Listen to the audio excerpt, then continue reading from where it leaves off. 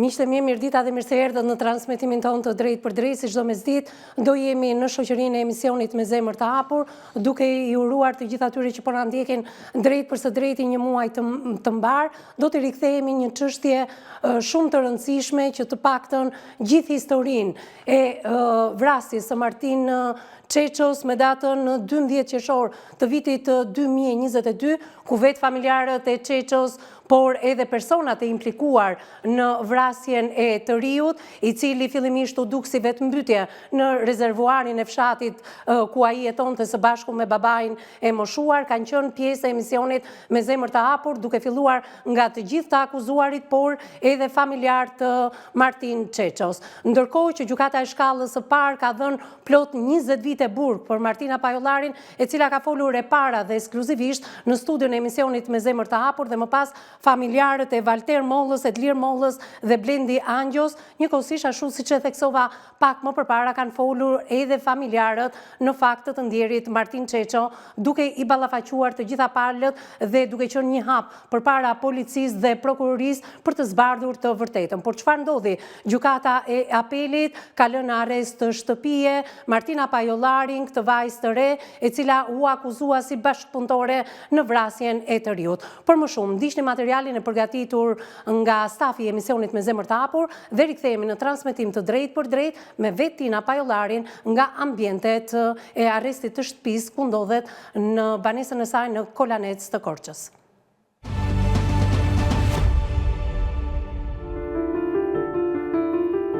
Sot në emisionin Me Zemër të Hapur flet 21 vjeçarja Tina Pajollari, e cila rrëfen historinë e saj të fortë, duke mohuar çdo përfshirje në vrasjen e Martin Çeços dhe duke ngritur akuza serioze ndaj policisë së shtetit. Ajo deklaron se nuk e ka njohur kurrë viktimën dhe se emrin e tij e ka dëgjuar për herë të parë vetëm gjatë hetimeve. Sipas saj, gjatë marrjes në pyetje është ndjerë nën presion për të pranuar një version të gatshëm të ngjarjes, ndërsa përshkruan edhe kushtet e ndalimit si të padrejta, duke përfshirë mbajtje në komisariat dhe në ambiente hoteli në mbikëqyrje të vazhdueshme policore. Sipas dëshmisë së saj, Pajollari tregon momentet më të vështira të jetës, nga arrestimi në moshë shumë të re deri tek dënimi me 20 vite burg, duke theksuar se gjithmonë ka këmbë ngulur në pafajësinë e saj. Ajo shprehet se vetmja gjë që e ka mbajtur të fortë gjatë këtyre viteve ka qenë bindja se nuk ka kryer asnjë krim dhe se e vërteta sipas saj do dalë në dritë. Ndiqni rrëfimin.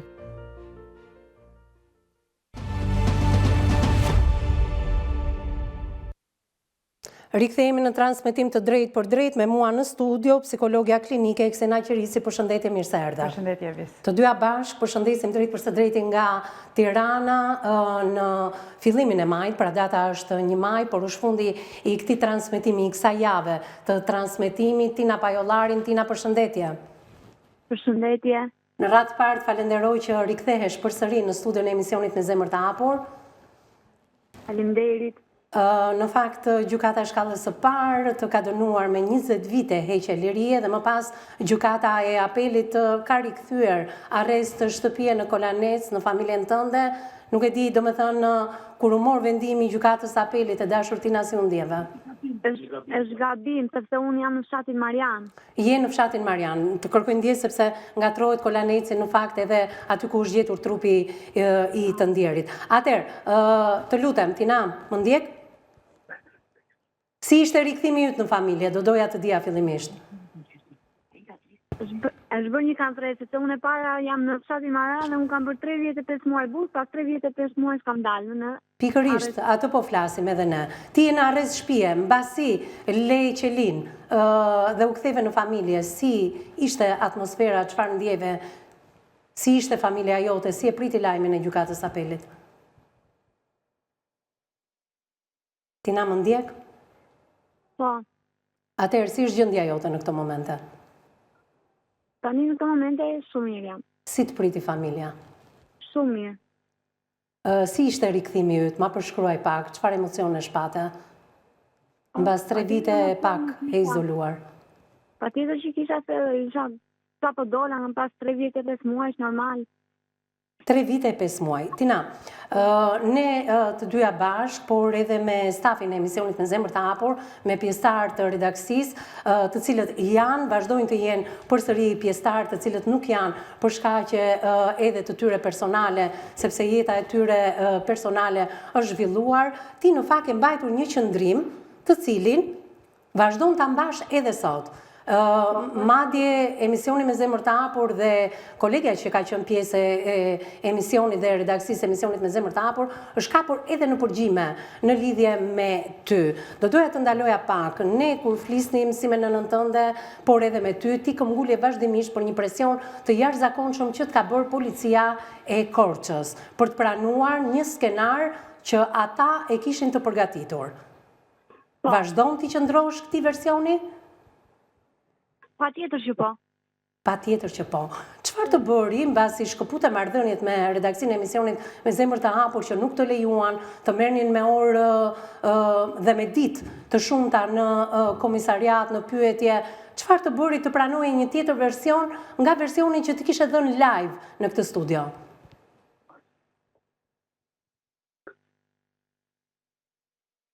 Tina, më ndjek? Çfarë të bëri të ndryshoje version? Po, kur vajta unë aty kur më morën ata normal që unë isha e vogël. Po? Nuk e depresionet, po. Patjetër që. Po ti këtë gjë e ndjeje edhe kur na e thoje neve?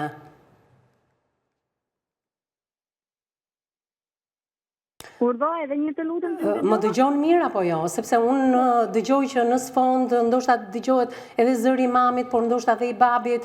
Unë do doja të flisnim qetësisht bashk, edhe me prezencën e tyre patjetër, por është shumë e vështirë mos përgjigja në korale edhe juaja.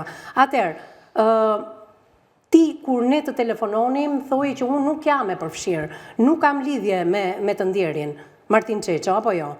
Po. Nuk kam folur kur me të, por kur shkoj në polici, edhe nëna më shoqëron, aty gjithmonë ndjej një lloj presioni dhe ne të kemi thënë, në studion e emisionit Me zemër të hapur trego të vërtetën dhe vetëm të vërtetën. Po, dhe unë kam thënë vetëm të vërtetën. Atëherë, do doja të dija, dikush, të paktën unë mbaj përgjegjësinë time dhe e di shumë mirë çfarë kam folur me ju, por edhe me nënën tënde. Por përmendja gjatë hetimit edhe të një kolegeje që kemi pasur pjesë e stafit emisionit Me zemër të hapur, duket sikur aty të paktën këto pretendonte prokuroria që ajo të ka kërkuar të shtrembrosh të vërtetën. A është e vërtetë kjo, Tina? Jo, nuk është e vërtetë. Nuk është e vërtetë. Dhe në këmbim të intervistës ne do jepnim diçka. A është e vërtetë kjo? Jo, nuk është e vërtetë. Okej, sepse ka pasur edhe publikime të disa kolegëve, mund t'i quaj, pavarësisht konsideratës që ne kemi për ta, por nuk mundet, domethënë, të diskutohet dhe të vihet në pikpyetje transparenca e këtij emisioni. Atëherë, Tina, sa të vështira kanë qenë për ty 3 vite e 5 muaj izolim? Shumë të vështira. Si u pritet ti në Burgun e Grave fillimisht? Në Burgun, tani nga gota dhe gratë që ishin aty nuk është ishte problem, po ishte problem në Burgu, ditët që kaloje stresi. Sa kohë të desh të ambientoheshe me izolimin tënd? Ditët e para i mban mend? Po, 1 muaj dhe para. Pastaj më vona vash, pak më mirë. Fillimisht ke qëndruar e vetme apo në shoqërinë edhe të bashkëvuajtësve të tjerë? Po, dhe me bashkëvuajtësit, po më shumë rria vetëm. Më shumë rrie vetëm. Çfarë aktiviteti kishe brenda Burgut Grave? Vinin kështu nga jashtë që bënin në aktivitet, po nuk e se dilja kështu që. Kur shkove fillimisht, ti besoj u pyete nga të burgosurat sepse ndodheshe bashkë me to aty, apo jo? Po. Kë versioni tregove? Atë të prokurorisë dhe të policisë? Apo versionin tënd të vërtet? Po, ja kam treguar dhe versionin tim të vërtetën edhe atë të policisë që. Të besuan ato në pavajsinë që ti ke pretenduar gjithmonë dhe vazhdimisht? Po tani unë nuk e di se çfarë mendin ka njerëzit, po unë thash vërtetën time. A të besuan ato si u shprehën karshiteje? Jo çfarë ndjen ato brenda vetes, por karshiteje si u sollën? Po mirë, nuk u do sollën keq. Nuk u dukën keq. Po në lidhje me autoritetet e burgut, me kujdestaret, me juristën, me drejtoreshën, si e ndjerë me punonjësit? Po, shumë mirë jam ndjerë. Kishe mundësi që brenda izolimit tënd të flisje me një psikologe? Po, kisha. Ke folur shpesh me të?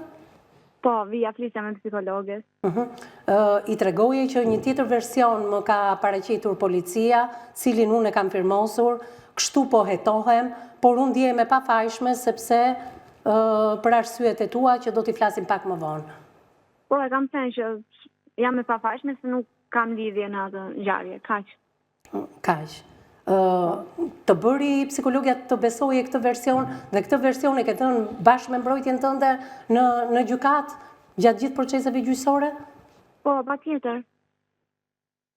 Tani, unë dua të ndaloj pak në një tjetër moment të vështirë, Tina.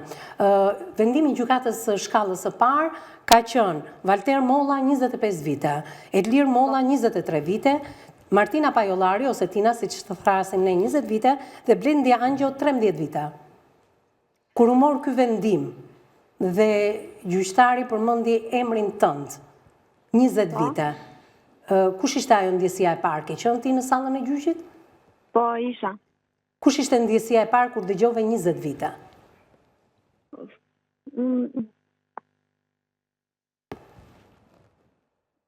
Unë në smura atje në sallë gjyqi, deri s'po shkoja do të me as në burga, as normal, që ta dëgjosh aty vetë, kur t'i jep gjykata 20 vjet, pa bërë asnjë gjë.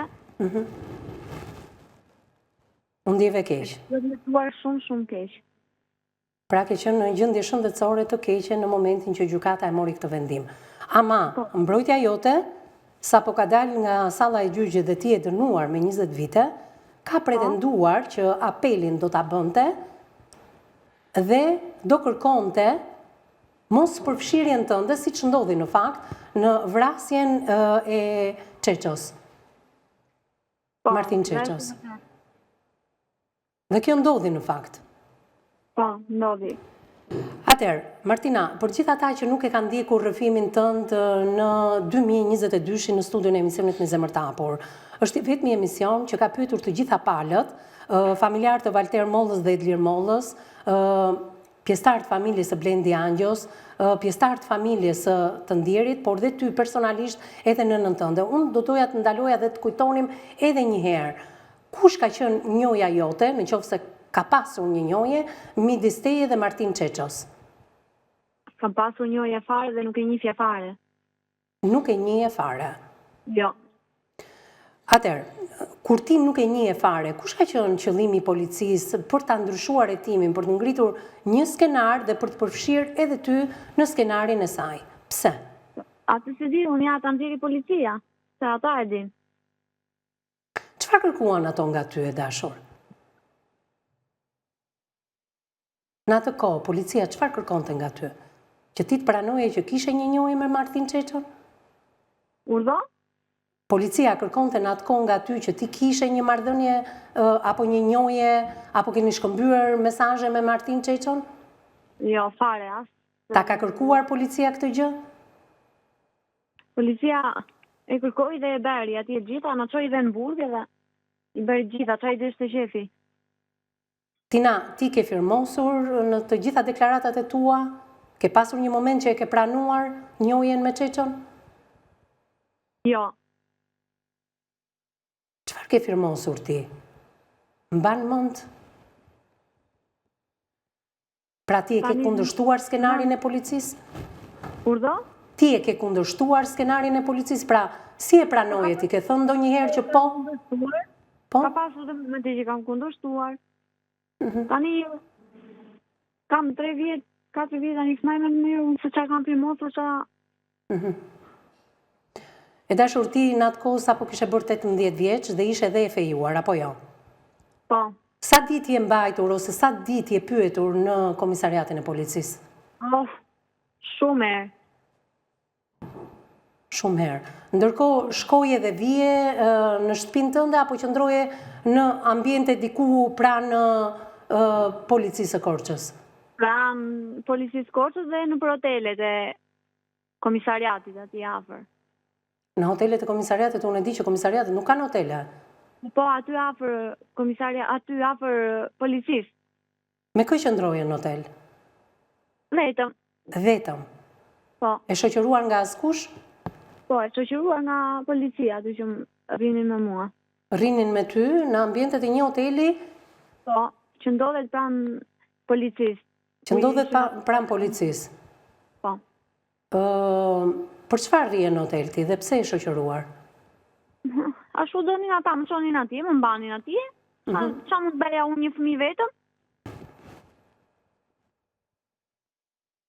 Sa je mbajtur në hotel? Sa ditë? 3 ditë. 3 ditë je mbajtur në hotel?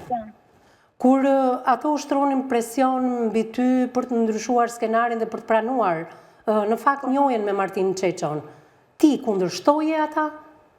Patjetër që po.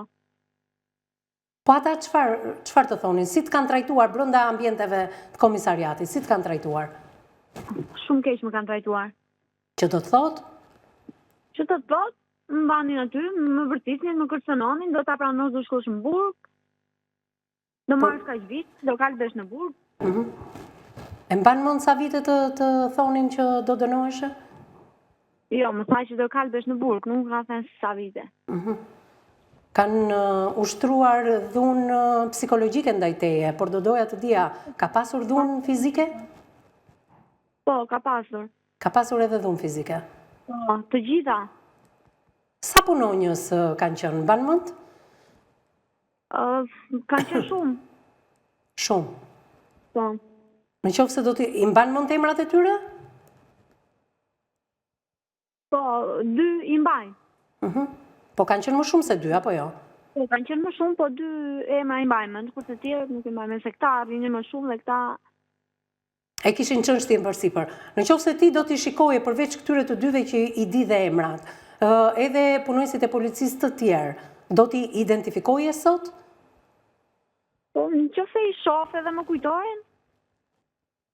Këto pretendime i ke ngritur në sallën e gjyqit tim?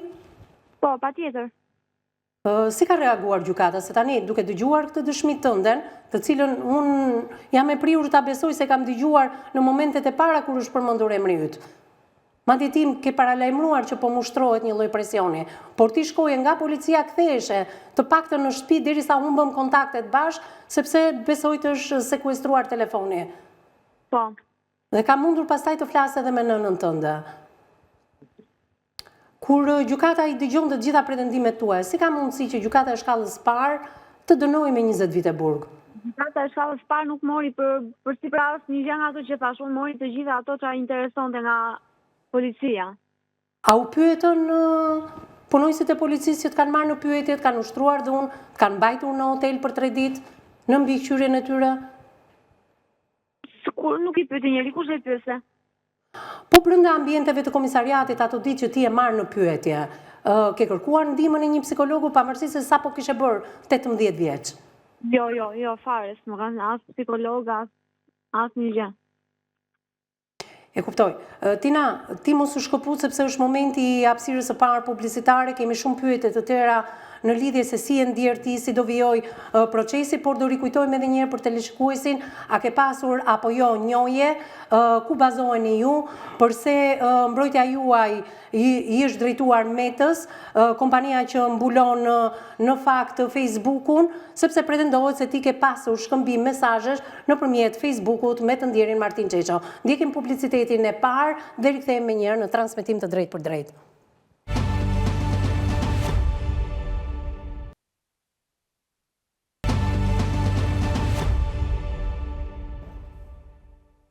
Mbas hapësirës së parë publicitare jemi përsëri në pjesën e dytë të emisionit Me zemër të hapur, po flasim pikërisht me 21 vjeçaren nga fshati Mariani Korçës, aty ku ndodhet në arrestin e shtëpisë me Martina Pajollarin, e cila është akuzuar fillimisht nga policia, më pas janë bërë hetime, por i qëndron të njëjtit version që nuk ka pasur asnjëherë lidhje me ngjarjen e 12 qershorit të vitit 2022 ku në rezervuarin pranë fshatit Kolanec është gjetur trupi i pajet i Martin Çeços.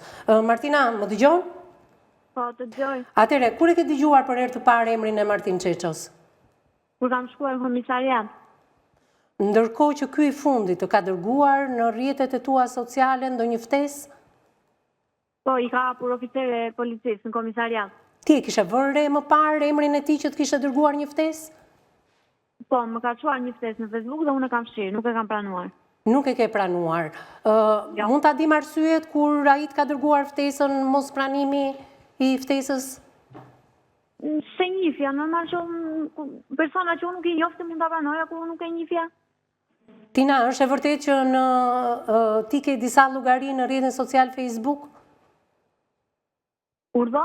Ke disa llogari me emrin Martina Pajollari? Po. I ke hapur ti, ka hapur dikush tjetër? Po, unë i kam hapur. Ti i ke hapur. Ndërkohë kur në polici të thanë emrin e Martin Çeços, të erdhi ndërmend që po, ke refuzuar një ftesë të këtij të fundit? Po e kam thënë në komisarja që më ka çuar ftesë, se e mbaja më, kam fshirë, nuk e kam pranuar. Kaq. Kaq. Ke pyetur gjatë kohës që i ndjerit të kishe dërguar një ftesë në Facebook, kishe pyetur kush ishte, nga ishte? Jo, fare. As kishe hetuar, as kishe investiguar, as kishe pyetur, nuk e pasur interes. Jo, fare. Nuk e pasur asnjë lloj interesi, aq më pak të kishe nisur një njohje në Facebook. Fare. Okej, Tina, mbrojtja jote ka dërguar, pra edhe besoj tashmë pritet një kthim përgjigje nga Mete, autoriteti kufaret edhe Facebooku, që në të gjitha llogaritë tua, të cilat i ke menaxhuar ti, a ke pasur apo jo komunikim me Martin Çeçon. Çfarë pretendon ti se do zbardhi Mete? Unë dua të dalë e vërteta. Që ti nuk e pasur asnjë lloj komunikime. Patjetër që po. S'kam pasur dhe me zi presi unë të dalë e vërteta. Ke fshirë ndonjë komunikim me të se ti thua më dërgoj ftesë dhe unë thjesht e fshiva? Unë di që nuk kam shkojtur dhe nuk kam folur fare me atë djalë. Më ka çuar ftesë dhe unë e kam fshirë ftesën ku më kanë ardhur për shoqëri, nuk e kam pranuar. Kaq. Sa larg është fshati yt me fshatin e të ndjerit? Shumë larg. Është shumë larg. Shumë larg. Atëherë, 3 persona, Valter Molla, Edlir Molla dhe Blendi Angjo, janë përfshirë dhe nuk e dim arsyen, ndoshta nëse ti e ke një arsye gjatë procesit gjyqësor, çfarë kanë thënë ata, pse kanë pranuar autorsinë, a janë vërtet ata apo nuk janë ata autorët e vrasjes së Martin Çeços. Çfarë kanë thënë, si është njohja jote fillimisht? Se është përfolur në emisionin tim që ti ke pasur një njohje me Valter Mollën. Jo, s'është e vërtet. Nuk e ke njohur fare, nuk keni shkëmbyer biseda, nuk njiheni me të? Jo raportin tim, nuk po pyes për këtë. Unë e njoh, se e kam thënë në fshati, po ajo që ka dalë aty, ajo s'është e vërtet fare. Po pse u pretendua që ti kishe një raport dashurie në atë kohë me Valter Mollën? Jo, s'është e vërtet. Jo, s'është fare e vërtet. E ke pretenduar në polici dhe gjatë hetimeve, por edhe gjykimet që ti s'ke pasur një raport? Po, edhe në gjykime dhe të gjitha e kam thënë që s'është e vërtet. As me Edlir Mollën, as me Blendi Angjon? As edhe me një fare. Thjesht si bashkëfshatar? Po, bashkëfshatar po. Shiko, ato kanë një diferencë moshe shumë të madhe me ty. Pse flisje ti me këta persona, apo si bashkëfshatar përpiqeshe të kishe raportet mira me komunitetin e fshatit? Po, patjetër. I kam pasur këtu. Po me bashkëshorten e Valter Mollës, si janë marrëdhëniet e tua? Si kanë qenë më mirë? Po, kanë qenë shumë mirë. Pra ti në mënyrë kategorike e përjashton pasjen e një raporti intim me të? Po, patjetër, tani jo, nuk kam komunikim. Tina, jam kurioze të di, kush e ka përfshirë, në qoftë se është kjo e vërteta jote, të cilën ti që në momentin e parë e ke pretenduar dhe me mua dhe unë dua të jem e sinqert me veten, me publikun, por dhe me ty. Nuk mund të gënjej dot se të tilla pretendime i ke pasur që në krye të herës. Atëherë, pse është përfshirë emri jot në gjithë të histori? Çfarë fshihet pas kësaj historie? Si mendon ti? Se je më e pjekur sot. Atë, të di, unë tani të shohim dalje vërtetave. Kush mund të ketë qenë arsyeja që këta 3 persona, Valteri, Edliri dhe Blendi, mund të kenë pasur me Martin Çeçon? Kanë lidhje fare ata me të.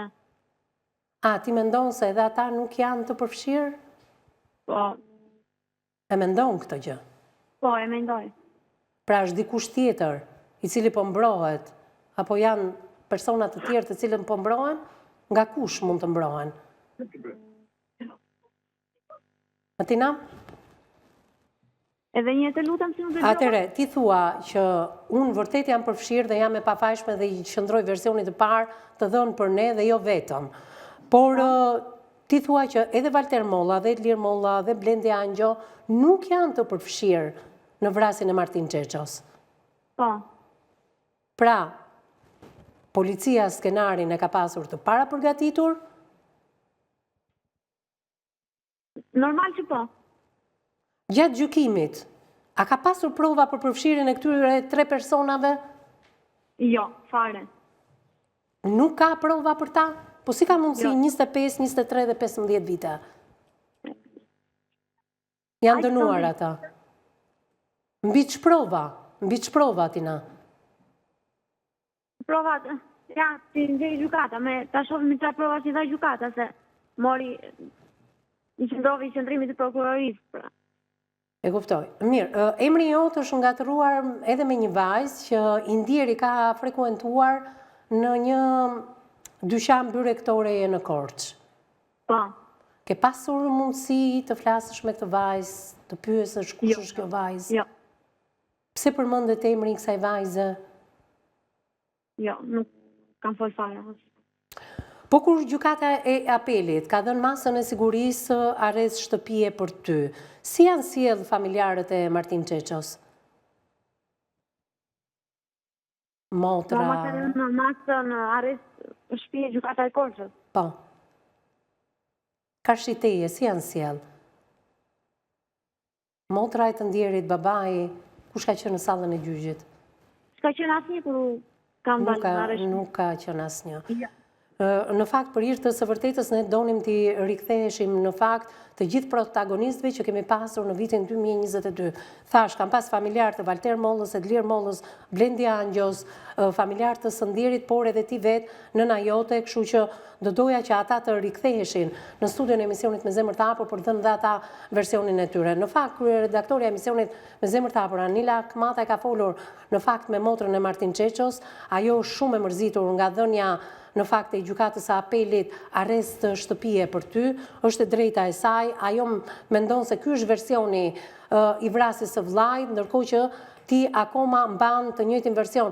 Nuk jam unë vajza që e ka telefonuar atë natë dhe ka nxjerrë në pritje Martin Çeçon.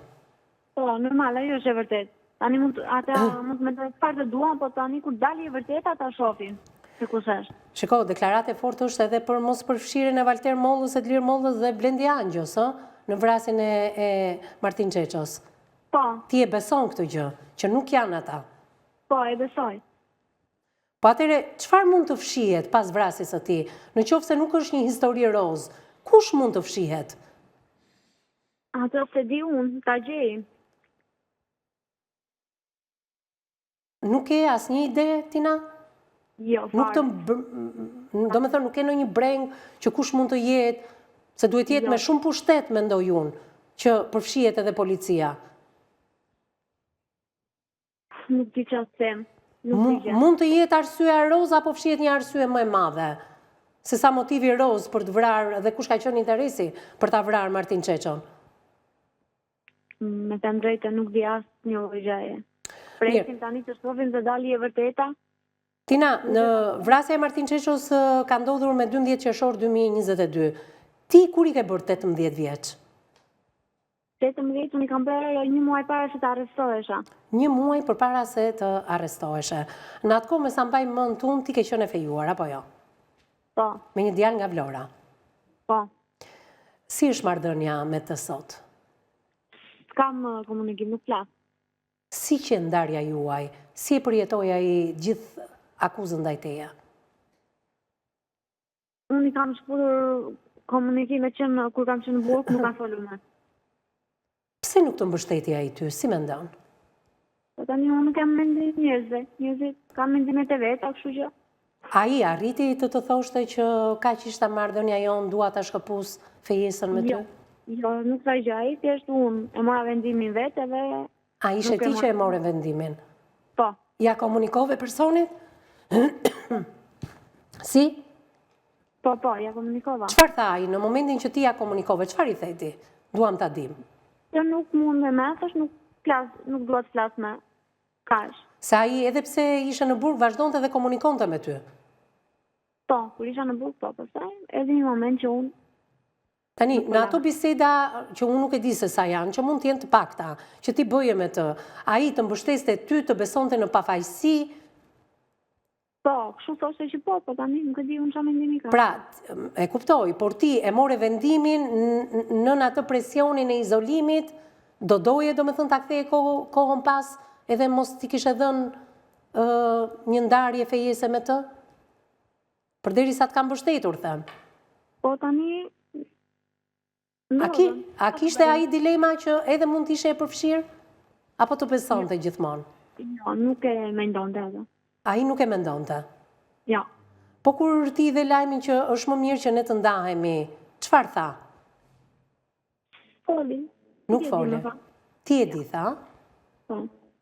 Ti nuk e telefonove më, ai nuk erdhi më të takonte? Jo. E kuptoj. Të vjen keq për prishjen e kësaj fejese? Tani, jo, se ka kaluar për shumë kohë që ka kaluar dhe... E di pse e them këtë Tina, sepse ja ku jeti marrës shtëpie, nuk e dim, do presim, derisa të merret edhe vendimi përfundimtar me ty, por ndërkohë, përderisa ai ka besuar tek ty, iniciativa pas ka qenë e jotja për ta lënë fejuarin. Po. Ku ndodhet ai sot? Çfarë do t'i thoje ti atij? S'kam përgjithësi asnjë gjë. Ku ndodhet ai sot? Nuk e di. Je sigur që nuk e di ku ndodhet? Po, jam shumë e sigurt, nuk e di ku ndodhet. Je interesuar? Nuk dua ta di. Jo, s'jam interesuar. Që ku ndodhet? A është fejuar përsëri, a ka ndërtuar jetën? Mos ndodhet edhe ai izoluar? Nuk më intereson fare të jetë ku të doj. Po pse ka që ashpër me të? Çfarë të ka bërë ti e shka që ashpër me të? Nuk më intereson me fare. Je sigur që nuk ndodhet në burg? Nuk e di ku ndodhet. E kuptoj. Mirë, unë në studio kam psikologen e Ksena Qerice, ti do vazhdosh të qëndrosh, unë kam bërë pyetjet e mia, si gjithmonë Tina e prerë për çdo gjë pa dhënë detaje të shumta, unë do dëgjoj edhe apelin tënd të fundit, nëse ke pyetje për psikologen mund të ndërhysh, por është momenti që ajo të flasi, ti të dëgjosh Tina dhe mund ta kërkosh fjalën sa herë të duash. Atëherë Ksena, një vajzë e prerë, kështu ka qenë edhe 18, edhe pse është më e pjekur, 21 vjeçe, shumë e matur në përgjigjet që jep, pavarësisht se unë i ndroj her pas herë pyetjet për të kuptuar diçka më tepër, edhe në lidhje me të fejuarin e ndjeva këtë gjë, ka një zemrat të brëndshme, por që do flasim vetëm pas pak. Si e ke përjetuar ti ngjarje në 2022-shin dhe me çfarë këndvështrimi e sheti sot?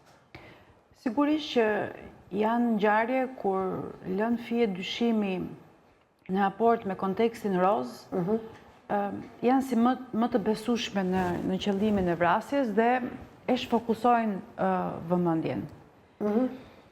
Fakti që shpesh femrat përdoren si arsye për një vrasje të cilë mund të ketë qëllime të tjera, gjithmonë më shumë e krijoj bindjen. Se sa të përfshira me vedije apo në mënyrë indirekte janë femrat për këtë është pak e vështirë dhe kërkon një lloj eksperiencë edhe më të gjatë në raport me njerëzit që përfshihen në situata të tilla.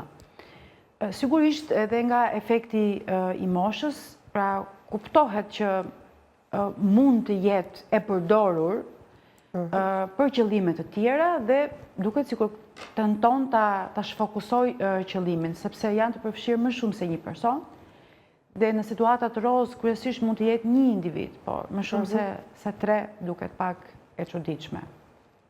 Edhe qëndrimi që mbahet kryesisht ndaj personave të cilët janë të fejuar ose bashkëshort në zonjat që hynë në sistemin e vuajtjes së dënimit, është e kuptueshme sepse ngren shumë pikpyetje mbi besnikërinë e vazhdimit të lidhjes dhe shpesh ndodh që e ndërpresin marrëdhënien, pra shkosa ka qenë dhe në elemente fejese, e ndërpresin sepse sigurisht kanë dyshimet e tyre se sa e vërtet do të jetë kjo lidhje dhe pra shkosa ajo akuzohej për një ngjarje të rëndë. Ndodh kryesisht me iniciativën e tyre.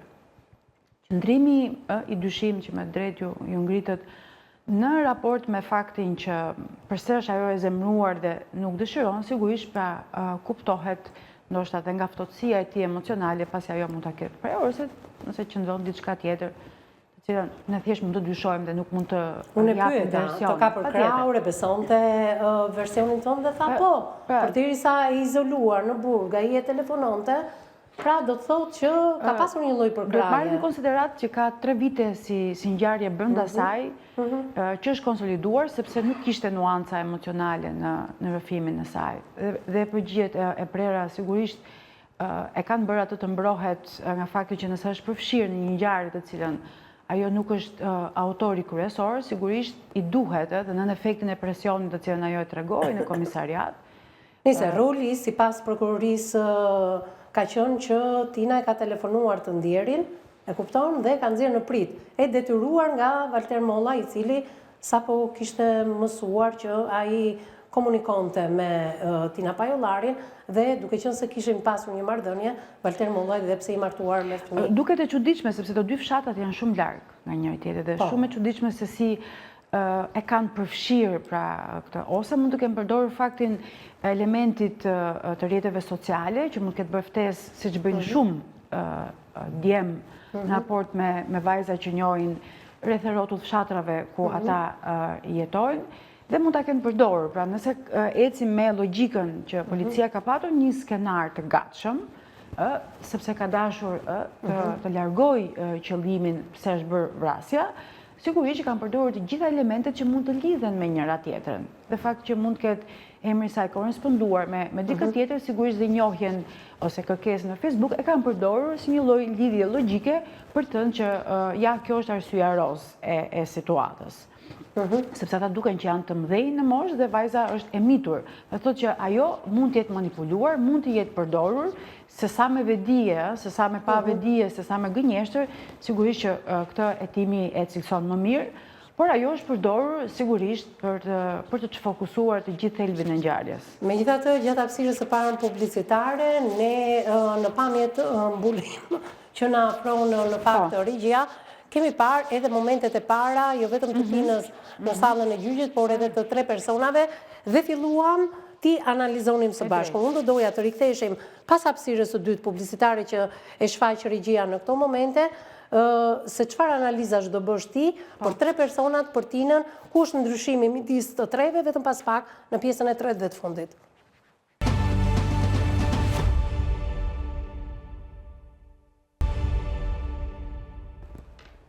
Mbas hapësirës së dytë dhe të fundit publicitare, jemi në pjesën e tretë për t'i dhënë fjalën menjëherë edhe psikologe Seksina Qirici për të folur për pamjet mbulim dhe atë çfarë kemi biseduar gjatë hapësirës së parë publicitare, mënyrën se si ajo mund të analizojë veprimet dhe sjelljet jo vetëm të Valter Mollës, Edlir Mollës dhe Blendi Angjos, të dënuar përkatësisht 25, 23 dhe 15 vite në momentin e marrjes së masës së sigurisë, në momentet e para të daljes përpara gjykatës në lidhje me arrestin apo jo të tyre dhe fajsin e tyre, ndërkohë që gjatë procesit fillimit, pra dhe përballjes edhe të Martina Pajollarit, 21 vjeçares e cila është përsëri në lidhje direkte me ne, masa e sigurisë arrest me burg, një tjetër veprim ka përballë trupit të gjykues Martina Pajollarit dhe të tjera veprime kanë personat e përfshirë në gjithë të ngjarje.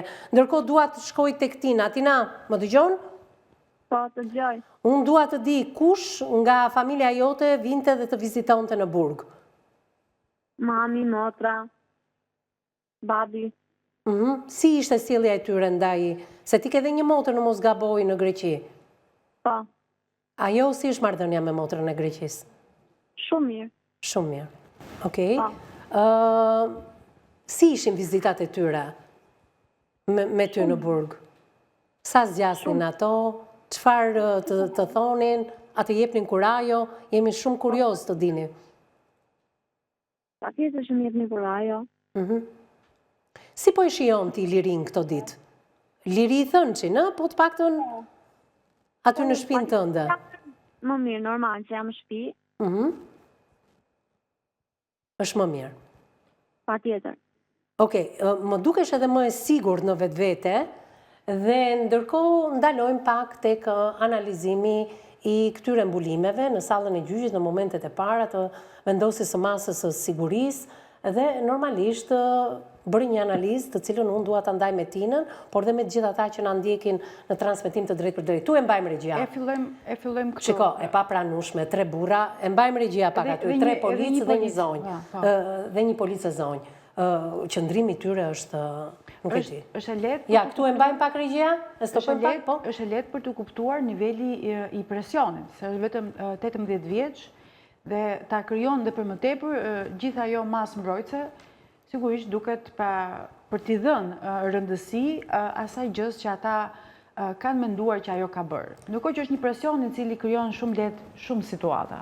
Një të mitur deri diku se një muaj ka patur që ka bërë 18 vjeç dhe nuk është se diferencon shumë 17-18 për ma mbani pak në planin e Tinës, ju lutem. Shiko, qëndrimi i saj, dua ta përshkruaj pak. Me kokë lartë, shpatullat e mbledhura, kokën lartë dhe sytë të fokusuar tek personi që po e filmon. Qartë. Çfarë të thotë qëndrimi i saj? Sigurisht që turp dhe faj aty nuk tregohet, po ta krahasosh me qëndrimin e mirë, do t'i analizojmë edhe këtë, po. Do të thotë që ka frikë, ka pasiguri dhe sigurisht nuk po kupton dhe nuk është në gjendje të kuptoj se ku ndodhet dhe edhe një lloj konfuzioni. Do të thotë që turpet dhe faji në përgjithësi të bën që të ulësh kokën dhe të krijon emocione të ndryshme. Dhe kjo është e rëndësishme. Këtu, ju lutem. Tregon që është një lloj frike. Pra, syt tregojnë frikë. Tregojnë frikë. Shpatullat e mbledhura? Sigurisht është e mitur dhe normalisht një mitur do të mbrohet, pra shpatullat kanë tendencën kur fokusohen kështu, kanë tendencën për ta mbrojtur individin nga një lloj frike, të cilën edhe nuk po e kupton dhe nëse ka qenë momenti që në shpallur dhe vendimi që do dënohet 20 vite, sigurisht... Jo, këtu është momenti i parë. Pra, masa e sigurisë e parë. Tregohet... Nga policia në përvorim masa e sigurisë.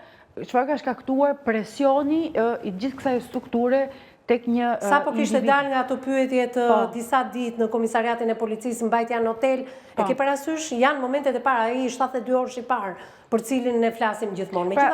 Kjo të thuash është situata e presionit psikologjik që i bëhet një individi i cili është pothuajse i mitur. Po, do doja një muaj përpara, sa po i kishte bërë 18, prandaj edhe pyeta për ta siguruar edhe një herë dhe për të këtu, regjia, ju lutem mos ma lëvizni. Atëherë, Tina, më dëgjon?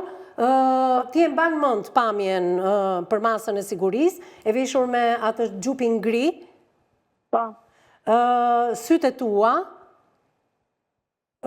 shpatullat pak të futura brenda, shumë e dobët, mund të them, nuk e di domethënë si ke qëndruar ato ditë në polici, por edhe në hotel që fole pak më përpara, dhe kokën lartë. Je dakord me atë çfarë thot psikologja e Ksena Qirici? Ke patur frikë? Ke pasur frikë, thot? Po, shumë. Nga kush, për shembull? Nga tjetër, me që më dha marrës me burg, nga burgu, po. Qiko, e kuptonte se çfarë ishte duke ndodhur, e kuptoje se çfarë ishte duke ndodhur, pra sepse e sheh personin që të ka filmuar. Në ato momente nuk po kuptoja asnjë gjë. Ka patur konfuzion. Tina, kur i sheh sot këto pamje, çfarë ndjen? Me thënë drejtë nuk dua t'i shoh, se kur i shoh I mban mend 3 policët, burra dhe një grua pas teje? Po, i mbaj mend. I mban mend? Po. Si janë sjell ata me ty? Ata që më shoqëruan? Po. Po, ata janë sjell mirë. Ata janë sjell mirë. Këtu duke shumë e lodhur, shumë e dobët, një Tina tjetër, nuk e di, a je ushqyer ato ditë që ke qëndruar në komisariat apo në hotel? Jo, nuk kam ngrënë fare. Nuk e ngrënë fare? Fare ato ditë? Jo, fare. Fare. Nuk të jepnin, Tina? Kam qenë në 72 orë dhe nuk e haja, mundesh ata haja. Nuk haje dot. E kuptoj. E kuptoje që ishe e akuzuar për pjesëmarrje në një vrasje dhe që mund të dënohesh shumë vite, pra Arieta kuptoje, ta perceptoje këtë?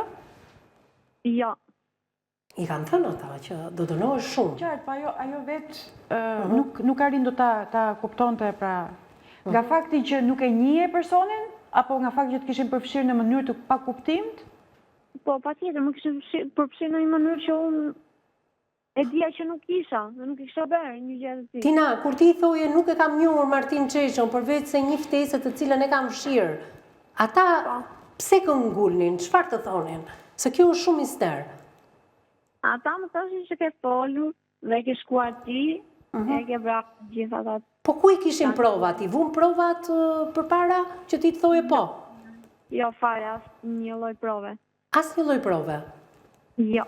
Dhe si pas prokurorisë, por edhe këtyre bisedave që paraprake që ti ke pasur me policin ato 72 orë, ata pretendonin se ti atë natë ke marrë në telefon Martin Çeçon? Po, mendonin që unë kisha folur me ta.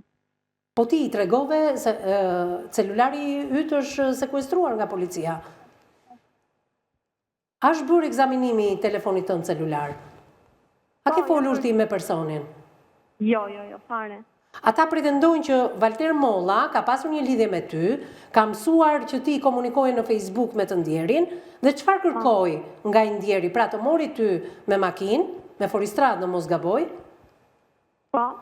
Keni shkuar në Kolanec? Ti ke kërkuar që Martini të dilte, dhe më pas çfarë ndodhi?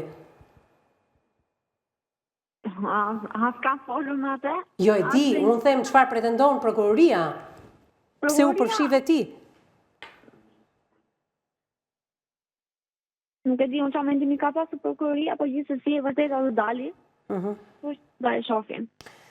E qartë, shumë e sigurt, thash edhe një herë mbrojtja jote e jashtëzakonshme për dërguar në fakt edhe disa të dhëna ke Meta aty ku do zbardhen të gjithë Facebookut që ti ke menaxhuar dhe ke shkruar dhe ke shkëmbyer mesazhe me njerëz të njohur dhe të panjohur, pastaj aty sapo të vi edhe shkresa nga Meta, do të kuptohet edhe roli yt në gjithë këtë histori. Por deklarata e fortë ishte që ti beson mos përfshirjen e Valter Mollës, Edlir Mollës dhe Blendi Angjos. E papritur për mua në këtë transmetim. Mirë, Eksena. Po. Dhe tregohet, e konfirmon edhe vajza që sigurisht ka patur frikë nga gjithë situata dhe të jep mendimin apo dyshimin që nuk ka patur turp sepse ka bërë një veprim të cilën e dinte qëllimin dhe është zbuluar. Nëse e krahasojmë me 3 individ të tjerë, të cilat janë më të rritur. E kthejmë regjia, eci me videon. Më të rritur dhe e njohin qëllimin e veprimit të tyre, dhe sigurisht fakti që janë zbuluar dhe përgjykohet, sigurisht kupton dhe nivelin e fajit. Ja, këtu ndaloj. Dhe po të shohësh nga fillimi deri në fund, pra ka individi i parë i cili e ka kokën lartë, dhe ka një vështrim për të përgjithshëm dhe nuk është i fokusuar. Shiko, është një person Blendi Angjo, i cili Kunati dhe motra kanë qenë pjesë e emisionit Me zemër të hapur, tregon që është me probleme. Ka një specifik që në ditë mendoj. Ka një specifik. Kjo tregon pra që niveli i turpit dhe i fajit tek ai nuk funksionon në të njëjtën mënyrë siç funksionon tek dy personave. Ndërmjet dy personave shihet që personi i parë thjesht e ka ulur kokën, ndër personi i tretë e ka ulur dhe e ka të mënjanuar. Po edhe të mbështetur në mur, pak në një pozicion tjetër. Si të thuash, mund të jetë një interpretim mbi nivelin e lartë të asaj çfarë ka ndodhur, mund ta ndjej edhe më fort atë çfarë. Pra, nëse Tina për shkak të moshës nuk e kuptonte se çfarë po ndodhte, dhe niveli të përfshirjes në situatën. Personi i cili shfaqet me kapele është me aftësitë kufizuara. Me një specifik që me një specifik. Këta dy të tjerët kuptojnë edhe rëndësinë, edhe qëllimin, por edhe përfshirjen e tyre, si mendon? Duket sikur përfshirja e tyre në këtë situatë është më e fortë dhe më e qëllimshme. Sigurisht mund të kenë përdorur personin e tretë dhe të miturët e kanë përdorur me qëllimin, si të thuash, për të arritur objektivin e tyre. Pra duket si më të përfshirë për nga qëndrimi që mbajnë, sepse kuptojnë edhe më shumë pse janë aty, qëllimi tyre zbuluar, pra kuptojnë më shumë dhe sigurisht që e ndjej dhe më fort pasojën e veprimit që kanë bërë. Shiko, unë jo pa qëllime pyeta Tinën në lidhje me përfshirjen, jo vetëm të psikologës së burgut, por kjo është një tjetër çështje, por dhe përfshirjes së marrjes në pyetje, se sapo kishte bërë 18 vjeç, vetëm një muaj përpara ngjarjes së rëndë të vrasjes së Martin Çeços, se fillimisht në media, unë mbaj mend, është një nga ngjarjet që u zbardh shumë shpejt misteri, duke i si vetëmbytje në një rezervuar pranë Kolanecit, dhe ndërkohë shumë shpejt policia nuk e di se si arriti ta zbardhte të gjithë ngjarjen, sepse nxjerrja e trupit, ekzaminimi mjekoligjor bëri që të kuptohej që ishte vrarë dhe jo vetëm mbytur. E vërtet dhe... Por, si ka mundësi që në marrjen në pyetje të një 18 vjeçare nuk kemi prezencën e një psikologu, e një sociologu, e një familjari, e një njeriu të besueshëm? Pse duhet prerë me thik 18 vjeç e 1 orë për shembull? Sigurisht është ligji ai që ti përcakton këto dhe nëse dokumentohet që ti je 18 vjeç nuk konsiderohesh më i mitur. Në kontekstin psikologjik dhe zhvillimor, sigurisht nuk i diferencon shumë një muaj, 17... Po, pikërisht pra. Është ligji ai që e vendos kufirin dhe pikërisht është ai që 18 pa një ditë, 18 e një ditë. Edhe një ditë këtë kaluar, sigurisht ligji thot 18 është faktike dhe e ndryshon gjithë situatën e ngjarjes. Për mua është e rëndësishme që në raport, pra jo 18 vjeç, por ndoshta edhe 20 dhe 21, duhet të jetë prania e psikologut, pavarësisht se ligji e cilëson gjë të tillë, deri 21 vjeç është shumë e rëndësishme prania e një psikologu, me qëllimin që nëse do zbulohet ngjarja, sido që të jetë, të mos e zbulojë në kontekstin e presionit. Pra kjo është një nga format më të gabuara që ne bëjmë kur pyesim persona të cilët janë të vegjël në moshë, sepse tek ta është shumë e lehtë niveli i presionit dhe duke marrë në konsiderat edhe korrupsionin ose ndërhyrjen që ne bëjmë në sistemin për të ndryshuar kontekstin e ngjarjes, sigurisht e ke më të lehtë që një skenar të përgatitur t'ja japësh edhe ta bindësh që ai ta besojë atë skenar. Shiko, është një nga ngjarjet që ka pasur ndërhyrjen jo vetëm të institucioneve të policisë në media, por edhe përfshirjen e prokurorisë, nxjerr deklarata që nuk mund ta prekim dot këtë historinë në media, sepse del gjatë hetimeve ndonjë nga disa pika që nuk duheshin prekur. Sipas prokurorisë edhe solli në media një shkresë, sepse detajet gjatë hetimit nuk duhen zbuluar.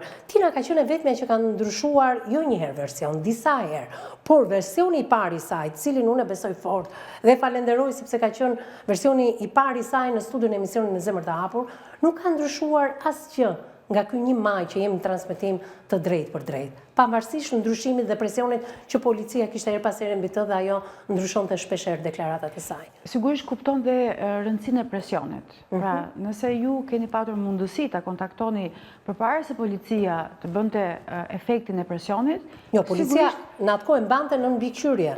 Policia thoshte që jemi duke... Gjo më kohë doli edhe gazetarja e emisionit Me Zemër të Hapur në përgjime. Po, nëse kanë ndryshuar... Por në mënyrë më të shëmtuar të mundshme, se kanë dashur të deformojnë atë çfarë po ndodhte. Patjetër, dhe shpejtësia e mbylljes, pra të përfshirë kaq shumë njerëz dhe të njohësh njerëzve qëllimin e vërtet në kontekstin psikologjik është e habitshme, se nuk mund ta njohësh, pra se njeriu ka disa shtresa mbi të cilat ndërton, edhe pra nëse ka bërë një gjë dhe gënjeshtën, pra e beson njeriu gënjeshtën e tij dhe derisa ti shkosh të vërtetës, sigurisht kërkon kohë dhe mbyllja e shpejt pa tregon që ose skenari ka qenë i përgatitur dhe këta persona janë lidhur në mënyrë të caktuar, pa ka patur diçka që i lidh me autorët apo me situatën e vërtet dhe i kanë lidhur në mënyrë të tillë paraprakisht dhe prandaj situata duket sikur është mbyllur shpejt sepse ka qenë gjithçka e bërgati. Dalja e sekretit e Timur bëri që policia të sillte, të paktën mua më ka ndodhur për herë të parë, vetëm në këtë rast që dalja e sekretit e Timur do ta dëmtonte absolutisht atë, pavarësisht se media, investigimi, kolegët, neve vetë këtu kërkonim të ishim aleat për të dalë e vërteta në shesh, siç edhe po pretendohet hapasapi. Megjithatë, ke një këshill për Tinën? Se jemi në fund. Sigurisht që të qëndroj sa më afër familjes saj, sepse me familjen në situatë, po, në këto kushte izolimi, prania e familjes dhe mbështetja e familjes në këto kushte ku çdo kush mund dyshoj tek ty, çdo kush edhe për arsye mund të përdori, e rëndësishme është nëse mbështetja e familjes qëndron dhe ajo ka këtë lloj, sigurisht e ka më të lehtë për të kaluar, se nuk është e lehtë. Pa do të lërë pasoja psikologjike tek ajo dhe duhet të ketë patjetër persona që e mbështesin dhe besojnë në versionin. Faleminderit Eksen, që edhe këtë ditë pushimi e ndave me studion e emisionit Me Zemër të Hapur, të kemi marrë pak nga pushimi me familjen. Faleminderit që ishe me mua në studio. Ndërkohë Tina më dëgjon?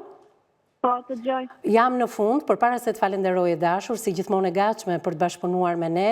Keti një apel drejtuar kujt? Ndoshta atyre që po na ndjekin drejt për drejt, ndoshta familjes së Martin Çeços, ndoshta personave që kanë në dorë drejtësinë tënde, e zgjedh vetë se kujt do t'i drejtosh një apel. Unë nuk kam asgjë për të thënë, unë prej të dalin gjitha dali e drejta dhe s'kam një gjë tjetër për të thënë. Atëre, kur të dali kjo e drejta që të gjithë mezi e presin, por veçanërisht ti dhe familja jote, do më premtosh që do jesh në këtë studio, do vish në Tiranë, do ta bësh një udhëtim, apo jo? Patjetër, po. Shiko, e ke të monitoruar premtimin.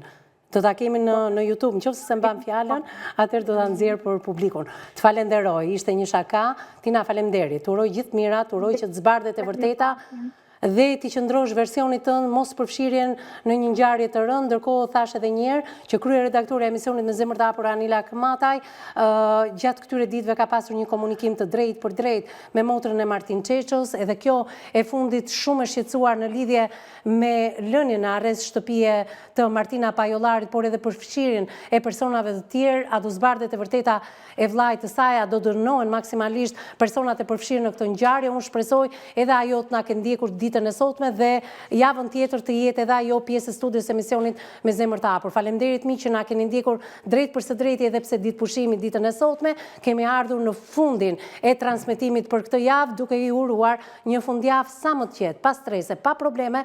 Bashkë takohemi javën që vjen.